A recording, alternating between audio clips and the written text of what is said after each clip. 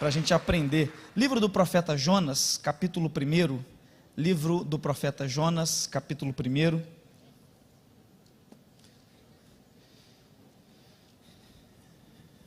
Verso 1. Livro do profeta Jonas, capítulo 1, verso 1.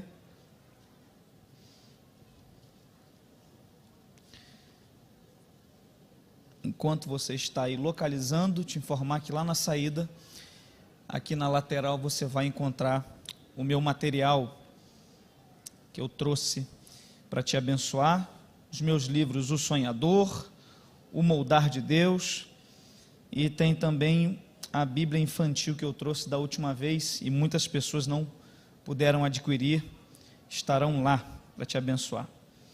Livro do profeta Jonas, capítulo 1.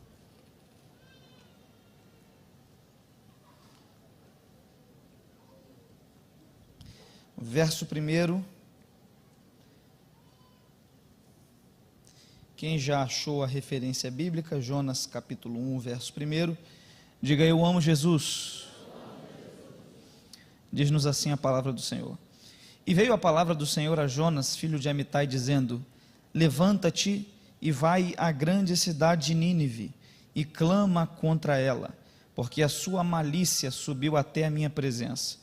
Porém Jonas se levantou para fugir da presença do Senhor para Tarsis, e descendo a Jope, achou um navio que ia para Tarsis, pagou, pois, a sua passagem, e desceu para dentro dele, para ir com eles para Tarsis, para longe da presença do Senhor. Mas o Senhor mandou ao mar um grande vento, e fez-se no mar uma forte tempestade, e o navio estava a ponto de quebrar-se. Um pouquinho adiante, a conclusão do capítulo 1, o verso 15 diz assim: e levantaram a Jonas e o lançaram ao mar, e cessou o mar da sua fúria. Temeram, pois, estes homens ao Senhor com grande temor, e ofereceram sacrifícios ao Senhor e fizeram votos. Preparou, pois, o Senhor um grande peixe para que tragasse a Jonas, e esteve Jonas 3 dias e 3 noites nas entranhas do peixe. E você diz amém pela palavra do Senhor. Com certeza, Jonas é um dos profetas bíblicos mais conhecidos, sobretudo por causa desse episódio que é narrado no capítulo 1, a partir do verso de número 17, todo o capítulo 2 e o início do capítulo 3, nos dão essa visão a respeito desse acontecimento atípico que foi o Jonas ter sido engolido por um grande peixe. Muito embora seja o único relato bíblico deste fato, há relatos extrabíblicos na história. Se você procurar na internet, alguns homens já foram engolidos por grandes peixes, alguns sobreviveram após esse acontecimento. Então Jonas é muito conhecido por isso, e ele acabou experimentando, vivendo essa situação difícil por causa da sua desobediência. Em um outro ponto também muito abordado em Jonas, quase que via de regra, quando a gente vê alguém falando sobre Jonas, é para abordar a desobediência dele, dizendo que Jonas era alguém difícil, Jonas era um profeta complicado, Jonas foi reticente, Deus mandou ele para um lado e ele foi para o outro, e tudo isso é uma verdade, sem dúvidas, eu também concordo, mas eu quero pelo menos iniciar essa mensagem abordando um ponto positivo da vida de Jonas, algo que eu julgo ser extremamente importante, que Jonas possuía como característica, que era a sinceridade e a verdade com a qual ele lidava com as coisas. Quando Jonas não queria ir a um lugar, ele realmente não ia. A gente percebe que Deus o bloqueou nessa sua intenção. Mas quando Jonas tinha algo para dizer a alguém, ele dizia o que ele tinha para dizer com todas as palavras. Prova disso é que quando ele desce ao porão do navio, e após descobrirem que ele estava dormindo, o capitão acorda e pergunta: o que você tem? Por que você está dormindo? E por fim ele responde ao capitão com todas as palavras: eu sou profeta de Deus, Deus mandou eu ir para um lado, eu estou indo para um outro totalmente diferente. Ele podia mentir para o capitão, ou não dizer para o capitão, mas ele abre a boca e fala mesmo o que ele estava vivendo, o que ele estava fazendo. Até no capítulo 4, quando Deus o questiona, Ele tem coragem de dizer para Deus o motivo do seu desgosto, da sua chateação, com o efeito positivo que a mensagem dele teve na vida do povo. Então isso é algo que eu julgo precioso em Jonas, é a sinceridade, é a verdade com a qual ele lida com Deus, com a vida, com a missão, com tudo. Isso é importante, irmãos, porque nós vivemos hoje na era da pós-verdade, e nesse tempo onde muita gente maqueia muita coisa, falsifica muita coisa, nesse tempo a gente precisa aprender pelo menos isso de positivo com Jonas, a sermos verdadeiros e sinceros em tudo. A gente precisa entender essa realidade. Eu tenho percebido que Deus não lida com pessoas perfeitas, Deus não se relaciona com pessoas perfeitas, até porque elas não existem. Deus se relaciona com pessoas imperfeitas, mas que são sinceras e verdadeiras na presença dele. Então Deus não precisa que você seja perfeito, até porque você nunca vai conseguir ser, já foi falado isso aqui, você não vai conseguir ser perfeito, mas Deus quer que você seja verdadeiro na presença dele, Deus quer que você seja sincero diante dele, Deus quer que você rasgue o seu coração e diga para ele tudo aquilo que você está passando, está vivendo, está fazendo. Deus se relaciona conosco pela via da sinceridade e da verdade. Você lembra do apóstolo Paulo, quando algo incomodava muito ele, a Bíblia diz que ele orou por 3 vezes concernente ao mesmo assunto, e Deus deu uma resposta a Paulo. Deus disse: Paulo, a minha graça te basta, porque o meu poder se aperfeiçoa na sua fraqueza. Aleluia. Então é como se Deus estivesse dizendo para Paulo: é quando você bota para fora quem você é, as tuas fraquezas, que eu te transformo naquilo que eu quero que você seja. Aleluia. Eu tenho uma boa notícia para você essa noite, que se sente fraco, você que entrou aqui essa noite, você diz: poxa pastor, eu tenho defeitos, eu tenho falhas, eu quero melhorar, eu quero ser melhor. Bota para fora quem você é, porque Deus vai começar a te transformar naquilo que Ele quer que você seja, em nome de Jesus de Nazaré. Então Jonas tem esse ponto extremamente positivo. Aí o texto mostra para nós que a palavra de Deus vai a Jonas, capítulo 1, o verso 1 diz-nos que veio a palavra do Senhor a Jonas, filho de Amitai, dizendo. Uma outra consideração que a gente pode perceber aqui é que Jonas, ele não é isolado, há um contexto no qual Jonas exerce o ministério, exerce a chamada que Deus deu a ele, e nesse contexto de Jonas, preste bem atenção nisso, já haviam outros profetas. Para você ter uma ideia, Jonas é contemporâneo, ou seja, ele viveu no mesmo período de tempo e exerceu o ministério no mesmo período de outros 4 profetas. Quantos profetas? São eles Isaías, Miqueias, Amós e Oséias. Então por que isso é importante para nós? É porque quando a palavra de Deus vai a Jonas, Isaías já tinha entrado no templo, visto a glória de Deus. Quando a palavra de Deus vai a Jonas e Deus levanta Jonas com essa missão, Miqueias já estava profetizando. Quando a palavra de Deus vai a Jonas, Oséias já estava profetizando. Quando a palavra de Deus vai a Jonas, Amós já estava profetizando de acordo com a ordem de Deus. Isso é importante para nós percebermos isso e absorvermos uma lição. E que lição é essa? É que embora já houvessem 4 profetas, havia espaço para Deus levantar mais um também. Merecia um glória a Deus, mas empolgado da sua parte, porque eu vim te dizer essa noite que embora já houvessem 4 profetas, havia espaço para Deus levantar mais um, e Deus levantou, que foi Jonas. De vez em quando na vida a gente tem a percepção e a sensação de que já tem muita gente fazendo certo tipo de coisa, e a gente pensa: será que isso aí é para mim também? E a gente se percebe com uma aptidão e até com uma direção de Deus para fazer algo que muitas outras pessoas já estão fazendo, e a gente se sente pequeno e pensa: será que dá para eu fazer isso também? Será que Deus me chamou para isso também? Já tem muita gente pregando, já tem muita gente ensinando, já tem muita gente fazendo, já tem muito diácono, já tem muito professor, já tem muito isso, já tem muito aquilo. Eu vim te dizer essa noite: para com isso, porque tem lugar para você também. Aleluia, glória a Deus. Eu tenho aprendido que quando o assunto é o reino de Deus, sempre há vagas. Aleluia. Tem vaga para quem quer fazer as coisas do jeito certo, tem vaga para quem quer respeitar princípio, tem vaga para quem quer fazer as coisas de acordo com a palavra de Deus. Só não tem vaga para 7-1, só não tem vaga para mentiroso, só não tem vaga para quem quer usar o ministério como escada, mas para quem quer servir a Deus de todo o coração, ganhar almas, fazer a obra de Deus, pode vir, porque tem vaga para você também. Sempre há vagas. E isso não apenas no âmbito do ministério, mas quando a gente olha, até expandindo um pouco essa visão para ter uma aplicação para outras pessoas, Você precisa entender que não é porque uma área já está com muitas pessoas fazendo aquilo que não tem espaço para mais um. A título de observação, com certeza você lembra que antes do Facebook surgir, já havia uma rede social que era muito forte. Eu não sei se muitos aqui lembram, era o falecido Orkut. Eu lembro, é marcante para mim, porque foi lá que eu conheci a minha esposa, aleluia. Ela entrou numa comunidade que eu tinha lá no Orkut, e aí eu vi ela na igreja, ela olhou para mim, eu olhei para ela, eu falei, opa, mistério de Deus aí. Aí quando eu fui no Orkut, ela estava lá, e eu mandei, não tinha mensagem no Orkut, era um negócio chamado scrap, e aí eu mandei um scrap para ela, dizendo assim, manda o seu MSN e o seu ICQ para a gente conversar. E aí eu conversei com ela, e quando eu vi, para a glória de Deus, estava casando, aleluia, glória a Deus, saí do deserto.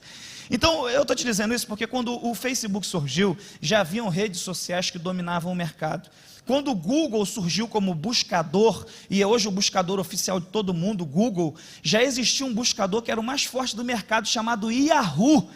E isso não foi impedimento para o Google surgir e mais alguns anos após isso dominar o mercado. Então não foi impedimento para o Facebook surgir e já terem redes sociais. Por que eu estou te dizendo isso? Porque é profético para a tua vida essa noite.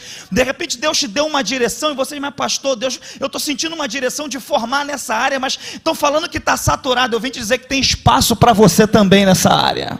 Mas pastor, estão me dando uma direção para eu montar um negócio, mas no lugar tal, eu acho que já tem loja disso lá. Se Deus está te dando uma direção, vai, porque tem espaço para você, e com o tempo eu profetizo para quem crê, você vai dominar essa área em nome de Jesus de Nazaré. Você recebe isso essa noite, tem espaço para você, vai na direção que Deus te deu, que o espaço vai aparecer, e Ele vai te honrar, você vai dominar essa área em nome de Jesus. Então Deus levanta Jonas num período onde já haviam outros 4 profetas profetizando a palavra de Deus. Deus diz a Jonas, levanta-te e vai à grande cidade de Nínive e clama contra ela. Uma outra ponderação, uma outra pontuação que eu acho interessante nós fazermos aqui, é que Deus manda Jonas ir à grande cidade de Nínive. Repete comigo, grande cidade de Nínive. Olha como é interessante isso. A cidade de Nínive era uma cidade grande, era uma cidade poderosa, era a capital de um império que estava crescendo, se expandindo, avançando. Só que a ordem de Deus para Jonas concernente à cidade não era positiva. Deus até reconhece o tamanho da cidade, dizendo a grande cidade, mas Deus diz assim, vai e clama contra ela, porque a malícia da cidade subiu até a minha presença. Eu quero que você entenda isso, porque Nínive é uma cidade grande, mas não é aprovada. Isso é uma coisa que a gente precisa parar também e observar, porque Nínive é grande, Nínive estava crescendo, mas crescendo, humilhando outras nações, subjugando outros povos, destruindo outras cidades, e aí por isso Nínive não tem a aprovação de Deus. Deus diz para Jonas, ela é grande, mas vai e clama contra ela, porque a maldade dela subiu até a minha presença. Isso aqui me faz acender um alerta, porque eu, como você, quero crescer na área que Deus me chamou, você também quer crescer, você quer expandir, mas a gente precisa sempre ficar com esse alerta ligado, para perceber que crescer não é tudo, é mais importante crescer, mas aprovado por Deus. Aleluia, a gente precisa entender essa realidade, porque no mundo as pessoas fazem de tudo para crescer, as pessoas rompem regras, as pessoas quebram princípios, as pessoas não têm normas de conduta, e você precisa entender que nós não jogamos nesse time. Tem um livro que é muito lido por quem faz o curso de Direito. Como eu fiz Direito, eu li muito esse livro, que é o livro O Príncipe, de Maquiavel, e aí tem uma máxima no livro O Príncipe, que é muito conhecida, que diz assim, os fins justificam os... É uma máxima muito conhecida, os fins justificam os meios. Maquiavel escreve O Príncipe sobre a arte de como chegar no poder e dominar o poder. Aí ele diz, para chegar no poder, para chegar no fim, o meio está justificado, os fins justificam os meios. Só que a grande questão é que a gente não joga no time de Maquiavel, nós estamos no time de Jesus. E no time de Jesus, os fins não justificam os meios, são os meios que validam o fim. É como você constrói a tua trajetória que vai validar o lugar que você vai chegar e a autoridade que você vai ter. Aleluia, Deus te trouxe aqui para te dizer, você não vai precisar quebrar princípio, você não vai precisar romper princípio, não, você não vai precisar sacrificar os teus princípios para realizar aquilo que Deus te chamou para realizar. Vai na honestidade, vai na verdade, porque pode demorar mais, ser mais custoso, mas vai valer a pena. Deus vai te honrar. Aleluia, vai valer a pena.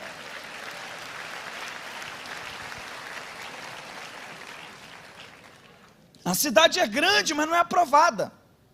Aí Deus diz para Jonas, vai para lá e prega uma mensagem lá que eu vou te dar. Aí o texto prossegue dizendo que em vez de Jonas ir para Nínive, a Bíblia diz que ele tenta ir para Tarsis. E aí para Tarsis ele desce a Jope, que é uma cidade que até hoje é turística. Jonas chega em Jope, ele procura em Jope um barco, é uma cidade costeira, ele procura um barco, e a Bíblia diz que ele paga a passagem e entra nesse barco para tentar ir em direção a Tarsis. E eu quero que você entenda que Tarsis é um destino que não tem nada a ver com o destino que Deus deu para ele, que é Nínive. Tarsis está para um lado, Nínive para outro. Nínive seria onde é hoje a região ali do Oriente Médio, Afeganistão, e Tarsis seria hoje, de acordo com os estudiosos, o sul da Espanha. Então é como se Deus mandasse ele para um lugar e ele está indo para o outro. Como não? É isso, Deus mandou ele numa direção e ele está indo em outra totalmente diferente. E para isso ele usa a cidade de Jope, que é uma cidade que ele vai usar ali, ele acha um barco, paga a passagem e entra para ir em direção a Tarsis. E aqui também merece mais uma consideração nossa, porque não é a última vez que Jope vai aparecer no cenário bíblico. Jope aparece nessa história de Jonas, como o lugar onde ele arrumou a embarcação para tentar fugir, mas Jope também aparece mais à frente, em Atos dos Apóstolos, capítulo de número 9, no final do capítulo, a Bíblia nos conta a história de uma mulher chamada Dorcas. E essa mulher, uma mulher que fazia muitas boas obras, e ela fica enferma, e então a comunidade cristã daquele lugar chama Pedro para orar por ela, e no inteirinho até a chegada de Pedro, a Bíblia diz que a mulher vem a óbito. E aí quando Pedro chega, ela está morta, ele ora por ela, e ela volta à vida, é um dos maiores milagres do ministério do apóstolo Pedro. Isso aqui é importante, depois que ela volta à vida, ela continua fazendo boas obras, continua costurando com uma linha, uma agulha, glorificando o nome de Deus. E por que é importante para a gente perceber isso? É importante perceber que é a mesma cidade que Jonas tentou usar como um trampolim para desobedecer, a mesma cidade era um campo missionário para Dorcas. Perceba que para Jonas, a cidade de Jope era um trampolim, foi um lugar que ele usou para tentar fugir de Deus, fugir da vontade de Deus, desobedecer. Mas para Dorcas era um campo missionário. E o que a gente aprende com isso? É que o importante não é o lugar, o importante é o coração de quem está no lugar. Aleluia, porque para Dorcas o lugar era um campo missionário, para Jonas era só uma rota de fuga. Eu tenho aprendido, irmão, que muitas vezes não é o lugar que determina, é o nosso coração no lugar que nós estamos. Se o teu coração foi inclinado a pecar, foi inclinado ao mal, você pode estar no melhor lugar de todos, você vai arrumar, me perdoe, um rolo e vai entrar dentro. Agora, se o teu coração foi inclinado a obedecer, foi inclinado a cumprir uma missão, um propósito, podem te jogar para o pior lugar possível, nas piores circunstâncias possíveis, que Deus vai te honrar e você vai fazer a vontade dele. Aleluia. Eu sinto a presença de Deus aqui. Você lembra de Daniel? Mandaram Daniel para Babilônia. O pastor nosso pregou sobre isso ontem, eu já pedi licença, é um tópico da mensagem dele. Mandaram Daniel para Babilônia, tentaram mudar o nome de Daniel, tentaram mudar a cultura de Daniel, apresentaram um banquete para Daniel, o lugar era propício para Daniel fazer algo errado, mas ele bateu no peito e falou: eu não vou me contaminar. Aleluia. Sabe qual é o resultado disso? Daniel não foi influenciado pela Babilônia, mas influenciou a Babilônia. Não foi governado pela Babilônia, mas governou a Babilônia. Eu vim aqui dizer para alguém: se você não se deixar influenciar, você vai ser um influenciador. Se você não se deixar ser governado por esse sistema mundano, você vai governar. Aleluia. Não é o lugar, é o nosso coração. É o nosso coração. Oh, Espírito Santo, trata os nossos corações nessa noite. Eu não sei de quem é a frase, mas é interessante. Adão pecou no paraíso, Jesus venceu o diabo no deserto. Não é o lugar, é a pessoa. Ah, pastor, você não tem noção de como é difícil o lugar para onde aquela empresa me mandou, para onde... Você não tem noção. Não importa o lugar, importa quem vai contigo de mãos dadas. Oh, aleluia, você pode me ajudar a pregar e dizer, não importa o lugar, importa quem vai contigo. Aleluia, a companhia que vai fazer toda a diferença nesse lugar. José foi para o Egito como escravo, mas a Bíblia diz, o Senhor era com José na casa de Potifar, era com José na prisão, e Deus honrou José no Egito. Você vai, mas não vai sozinho, Deus vai como sua companhia. E aí Jonas chega em Jope, ele tem um recurso. A Bíblia diz que ele vai num barco e paga a passagem, entra legitimamente naquele barco pagando a passagem. O capitão não pergunta nada a Jonas. A gente percebe isso porque mais embaixo o capitão vai, no meio da tempestade, o capitão vai perguntar de onde você vem, para onde você vai, qual é o teu Deus, qual é a tua ocupação. O que nos faz perceber que quando Jonas entrou ele não perguntou nada, porque o capitão queria um lucro imediato com Jonas. O capitão tinha uma visão curto prazo no relacionamento com Jonas. Eu vou colocar esse cara para dentro, não quero saber a vida dele, de onde ele vem, o que ele vai fazer da vida dele, o que ele quer, estou nem aí. Eu quero saber de pegar o recurso que ele tem, da passagem e acabou. E aí a Bíblia diz que Jonas entra. Só que, irmão, o prejuízo que Jonas vai dar nesse barco é infinitamente maior o pequeno lucro que ele deu ao pagar a passagem. Porque vai haver uma tempestade. Além da tempestade, para o barco não quebrar e não afundar, o pessoal começa a jogar para fora as cargas. A viagem vai ficar mais demorada por causa disso. Todos vão entrar numa situação de pânico e terror ali por causa da tempestade. Quase morreram. Tudo isso porque Jonas estava naquele barco. E a gente precisa entender uma verdade. Dependendo de quem a gente coloca na nossa embarcação, a nossa viagem vai ser tranquila ou turbulenta. Dependendo de quem você colocar dentro desse barco, a viagem vai ser tranquila ou turbulenta. E foi uma outra coisa que o nosso pastor falou ontem aqui, e eu também vou usar com a liberação, sobre relacionamentos, que a gente precisa decidir. A gente precisa decidir que relacionamentos a gente vai desenvolver. E aí Jesus é muito usado, infelizmente, por muita gente como exemplo de quem relacionava com todo mundo, só que as pessoas não percebem o tipo de relacionamento que Jesus tinha, era filtrado. Ele relacionava com a multidão que vinha a ele, todo mundo que vinha a ele liberava uma palavra. Ele tinha os 70 discípulos, dos 70 ele tinha 12 mais próximo, e dos 12 ele tinha 3, Pedro, Tiago e João.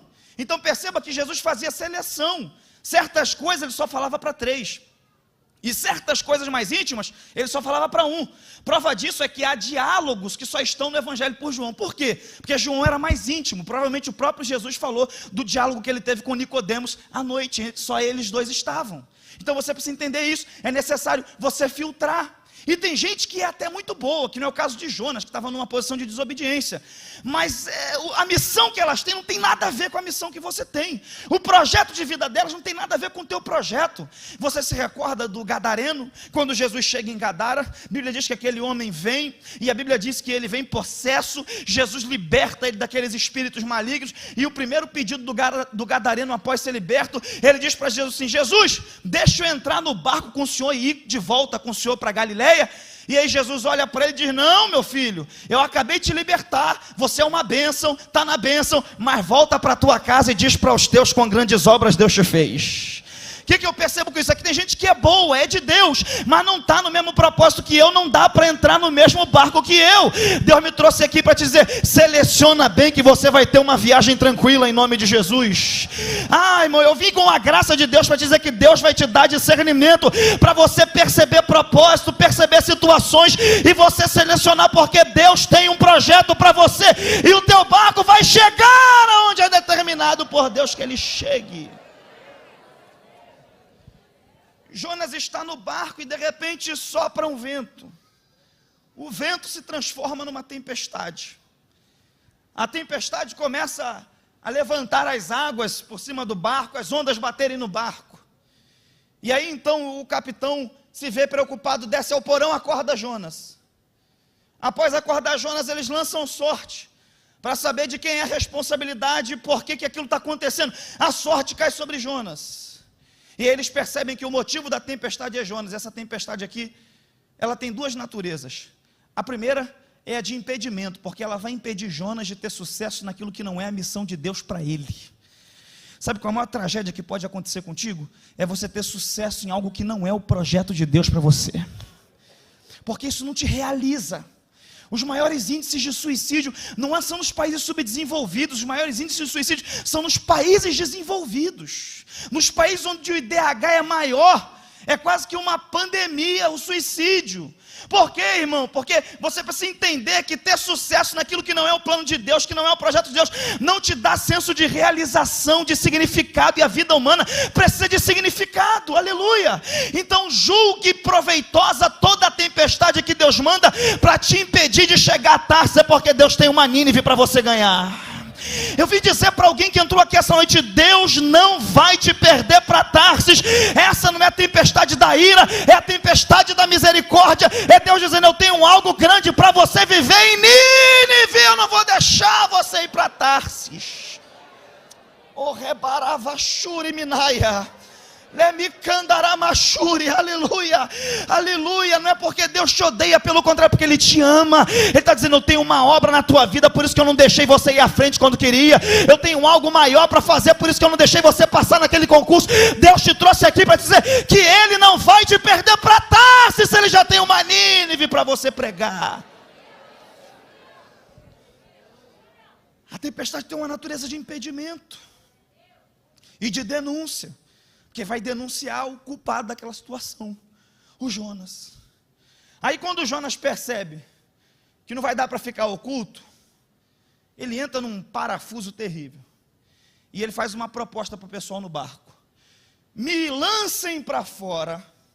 Essa é a proposta de Jonas, e a tempestade vai se acalmar. Eu quero que você entenda isso, porque Jonas está pedindo para ser lançado ao mar.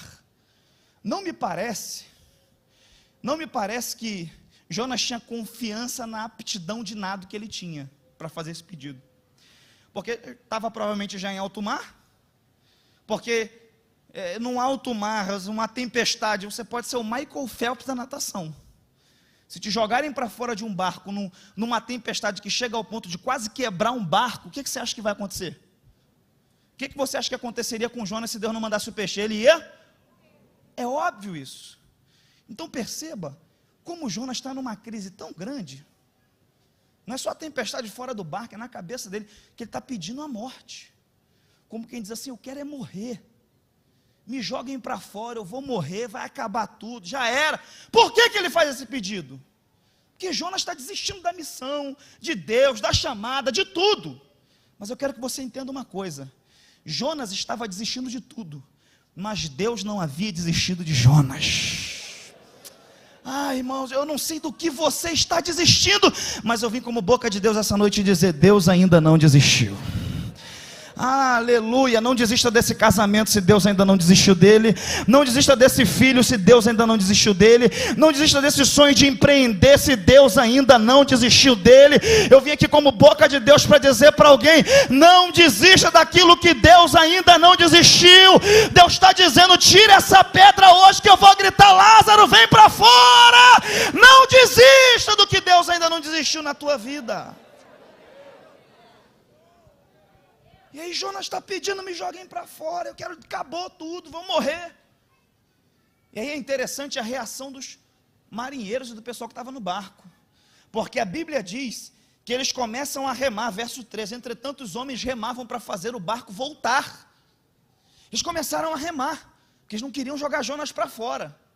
Começaram a remar, só que essa tempestade não era um fruto de uma ocasião climática. Essa tempestade era fruto de um sopro divino. Então você precisa entender que essa tempestade era espiritual. E problemas espirituais você nunca vai conseguir resolver de um jeito natural remando. Problema espiritual a gente só resolve de um jeito espiritual. Você precisa entender que tem situações, irmãos, que só uma postura espiritual diferente da tua parte que vai resolver.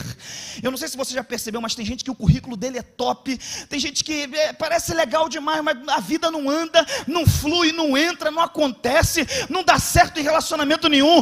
Eu sei que tem coisas naturais, eu não sou daqueles que acham que tudo é Deus, não, e tudo é espiritual, não. Eu sei que tem coisas que são naturais, são humanas, e é normal isso, mas eu vim te dizer essa noite que tem coisas que são são espirituais como essa tempestade, e não adianta você tentar remar, se o problema é espiritual, você vai gastar energia à toa. Deus te trouxe aqui essa noite também para te dizer, você entrou no lugar certo para resolver demandas espirituais. Você já foi no psicólogo, não deu jeito, no analista não deu jeito, no advogado não deu jeito. Dobra o teu joelho hoje, faz um propósito com Deus durante esse culto, que você vai ver que o que estava travado vai destravar, o que estava amarrado vai soltar, o que estava parado vai andar na tua vida. Tem coisas espirituais que só um dobrar de joelho. Às vezes o céu espera de nós uma posição,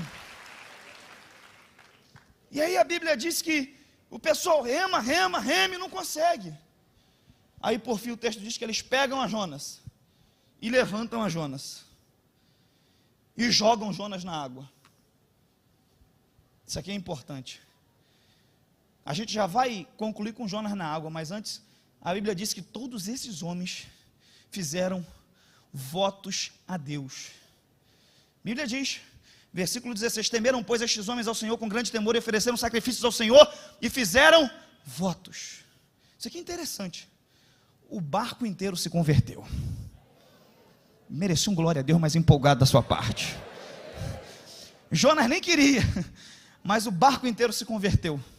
Mais à frente ele prega uma mensagem em Nínive, 15 segundos de mensagem, daria em um stories a mensagem de Jonas. Dentro de 40 dias Nínive será subvertida. Sabe o que acontece? 3 dias pregando a mesma mensagem de 15 segundos, a cidade inteira de Nínive se converte. Sabe o que eu percebi com isso? É que não era Jonas que tinha um chamado, era o chamado que tinha Jonas. Irmão, eu tenho entendido isso. Não somos nós que temos o chamado, é o chamado que nos tem. Você percebe como isso era mais forte do que ele, porque ele não queria, mas mesmo sem querer, todo mundo no barco converteu, todo mundo na cidade converteu. Tem coisas que você nem quer, mas não é você que tem um chamado, você não entendeu ainda, é o chamado que te tem. Você pode me ajudar a pregar e dizer para quem está ao seu lado: você não tem um chamado. Diga para essa pessoa: você não tem um chamado, é o chamado que te tem. É por isso que você está lá naquela empresa e você nem fica dizendo que é obreiro, que nada, mas o pessoal vem contar a vida, pedir oração. É porque não é você que tem um chamado, é o chamado que te tem. É por isso que você entrou naquele lugar lá, as coisas começaram a mudar e alguém falou: está diferente. É porque não é você que tem um chamado, é o chamado que te tem. Não adianta você querer se esconder atrás de um balcão, depois de um concurso, não. Deus está dizendo: vai lá, ganha o teu recurso, mas saiba que é o chamado que te tem. Deus vai te usar onde você estiver. Aleluia, glória a Jesus. Oh, eu sinto a presença de Deus aqui essa noite, aleluia. Oh, aleluia, aleluia, Deus vai te usar. Gente vai começar a se converter no teu ambiente de trabalho. Se prepare para começar a virar um intercessor de gente que você nem vai conhecer direito, mas vai chegar e você vai contar a vida. É Deus dizendo: é o chamado que te tem, não é você que tem um chamado. Deus disse para Jeremias, antes, Jeremias 1,5, que você fosse criado, antes que você saísse da madre, eu te santifiquei, e as nações eu te dei por profeta. Você tem um valente de Davi interessante. A Bíblia diz que ele luta até a espada ficar agarrada na mão dele, que dá uma ideia de que chegou uma hora que o cara queria soltar a espada, mas ele lutou tanto, que está agarrada, não sai. Eu vim dizer para alguém: você já lutou tanto, que essa espada está agarrada na tua mão, mulher de Deus. Oh glória, essa espada está agarrada na tua mão. Oh, usa ela para a glória de Deus, para a expansão do reino, para a derrota do inferno. Usa ela, usa ela. Não é um chamado que só deixar, Deus vai te conduzir, vai te usar. Só pega Jonas, levanta ele e lança ele no mar. E o texto diz: preparou, repete comigo, preparou. Mais uma vez, preparou. O texto diz: preparou o Senhor um grande peixe. E a gente lê isso aqui rápido, assim como...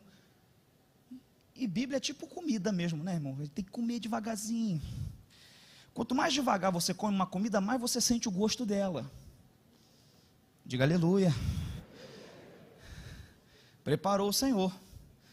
Há uns dias atrás eu fui pregar em uma igreja em Campo Grande, e era numa sexta-feira pela manhã, a programação, e minha mãe e meu pai moram ainda em Campo Grande, e eu liguei para minha mãe, falei: mãe, sexta-feira, isso era terça ou quinta-feira, quarta-feira, mãe, sexta-feira pela manhã eu estou pregando aí na igreja X, vai lá, mãe, me ouvir pregar e depois vamos aí para sua casa para a gente almoçar, aleluia. Que minha mãe cozinha muito bem, minha esposa também é uma cozinheira de mão cheia, o forte da minha esposa é doce, e lá em casa também a gente tem algumas questões com pressão, não pode botar muito sal, então a comida não pode ser muito temperada, essa coisa toda. Já minha mãe, ela faz a comida, ela é nordestina, irmãos. Irmão, pensa num arroz colorido, de tanto tempero que ela coloca. E eu não como isso em quantidades absurdas, não tenho esse hábito não, mas eu gosto de sentir o gosto da comida, eu gosto de comer. E minha mãe cozinha com muito tempero, eu falei: mãe, vai, faz a comida e depois a gente almoça aí. Fiz igual Jesus com Zaqueu: hoje me convém almoçar na sua casa. Aí ela falou: tá bom.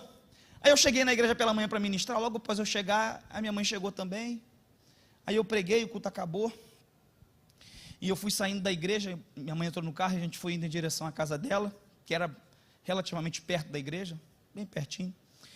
E aí eu me recordo, quando eu entrei no carro, já era mais ou menos uns meio-dia, começou a me dar fome, eu saí de casa sem tomar café, aí começou a me dar fome, eu comecei a pensar: poxa, minha mãe cozinha muito, mas a comida dela demora, meu Deus, se eu chegar lá, ela for fazer a comida toda, eu vou almoçar lá para umas 3 da tarde, só que aí quando eu cheguei na casa da minha mãe, para minha boa surpresa, quando ela abriu a porta, saiu aquele cheiro da glória de Deus de dentro da casa, falei: ô glória.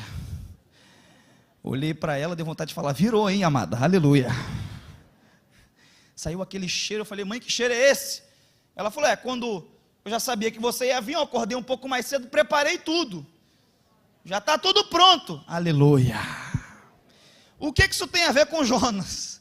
Tudo, porque enquanto eu saía da minha casa, minha mãe já estava fazendo a comida. Quando eu pegava a Transolímpica, que foi o caminho que eu peguei, minha mãe já estava fazendo a comida. Quando eu pegava a Brasil, minha mãe já estava terminando a comida. Quando eu chegava lá na igreja, já estava tudo terminado. Minha mãe já estava colocando de um jeito para não esfriar em cima da mesa. E aí quando eu cheguei, ela preparou tudo, já estava pronto. O que isso tem a ver com Jonas? Tudo. Sabe por quê, irmão? Escuta o que eu vou te falar. Deus não foi pego desprevenido com Jonas. Ou você acha que Deus falou para Jonas: vai na Nínive e prega contra ela? Aí deu alguns dias, eu vou destruir Nínive agora, Jonas já deve ter pregado lá. Aí algum anjo chegou: ô Jeová, peraí, Jonas está indo para o outro lado, está indo para o outro lado, e vamos tentar resolver isso aí, improvisa alguma coisa aí, vamos mandar a tempestade, enquanto a tempestade vem eu penso no que eu vou fazer. Não, Deus não foi pego desprevenido. O que eu estou te dizendo é que quando Deus falou para Jonas: vai para Nínive, Deus falou com o peixe: vai para Jope.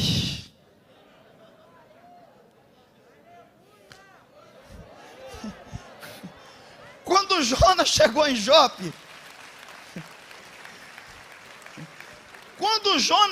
Jope, algo impulsionou o peixe a ficar perto de um barco com a boca bem aberta, e conforme o barco ia andando, lá estava lá o peixe de boca aberta. Quando a tempestade veio, o peixe de boca aberta. Aí quando jogaram Jonas para fora, o Senhor preparou, ou seja, fez antecipadamente algo. O peixe já estava pronto. 2 coisas eu aprendo com isso. A primeira é que Deus tem um plano até para quem sai do plano.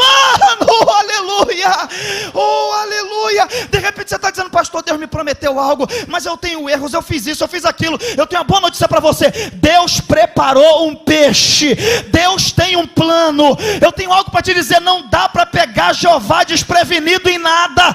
Quando você acha que vai enganar Jeová, ele já tem a saída de tudo, ele sabe de todas as coisas. Fica de pé em nome de Jesus.